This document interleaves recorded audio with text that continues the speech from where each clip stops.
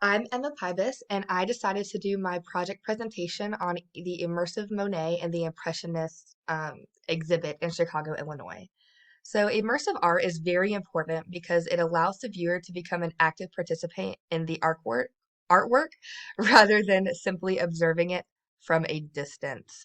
And it also you can create a community through interactive art experiences, and it's become like a hub for social media interaction and selfie museums. So it's really promoting a shift in the artistic world towards more Instagramified art and more socially shared art via the internet. And the first two immersive exhibits that featured famous artists were I don't know how to say this, but I'm going to try, the Yayoi Kusama's Mirrored Infinity Rooms and the Museum of Modern Art in New York City. So I could not find a mission statement for this exhibit. I looked high and low and I could not find one. So bear with me. So how do I, there we go.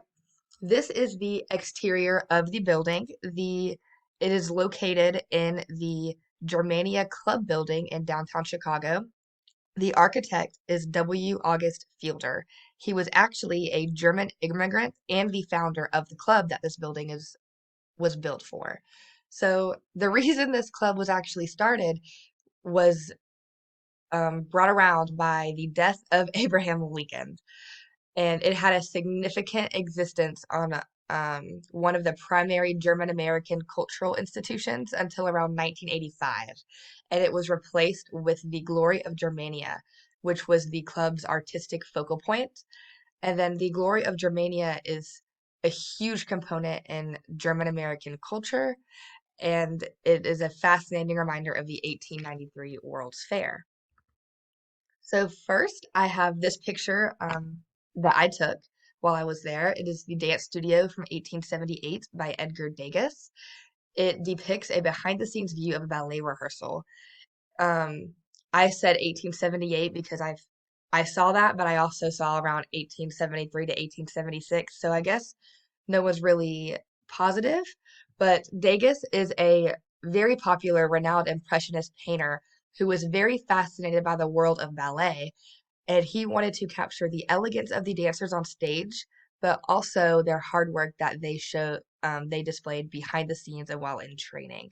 So this painting is very popular and celebrated for its naturalistic portrayal, and it provides an intimate glimpse into the daily life of ballet dancers in 19th century Paris. So this was also one of the only pictures I have from this museum because I got really distracted and was just living in the moment. And the other ones, you can't really see. You can't really see the art because I was not good at taking the pictures. But I listed pictures I took from online. So here, this image is from NBC Chicago. It is the Water Lily Pond and Japanese Bridge by Claude Monet. It's part of his Japanese Bridge series, which actually goes hand in hand with his Water Lily series.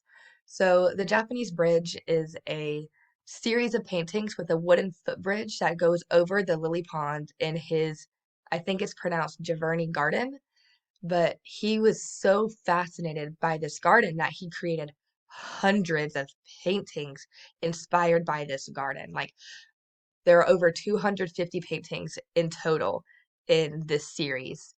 And he uses lots of vibrant colors and brushstrokes to showcase the bridge as like a central motif and captures the different lighting conditions and seasons. So in different Japanese bridge and water lily paintings, it displays different seasons throughout the year. So these paintings are widely celebrated, very, very popular, and have had a great impact on modern art and Monet's ability to convey the changing atmosphere of his garden. So next is another Claude Monet. It's a water lilies painting, like I just talked about, from around 1907. And this is what I was talking about. As you can see here, there's around 250 oil paintings that he painted of this pond. absolutely insane. He spent almost 30 years just on this Giverny garden era, you could say. Um, so it captures the reflections of the sky and the lily pads and flowers and surrounding vegetation of the ponds, and it shows his mastery in depicting the transient effects of light in the atmosphere. And it's considered to be a pinnacle of his exploration of these elements, and he left a long-lasting impact on the art world. And these water lily paintings are housed in major museums worldwide, like Smithsonian.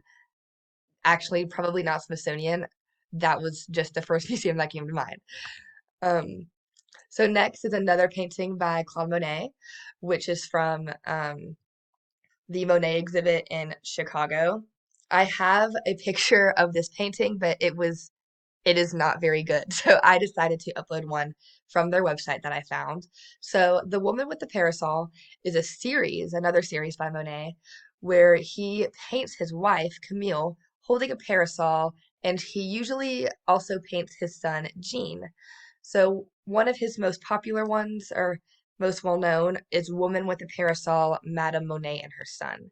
It shows his style with loose brushstrokes, vibrant movements, lights and movement, just like with the water lilies, and it reflects his fascination with capturing light, the atmosphere, and characteristic of the Impression movement.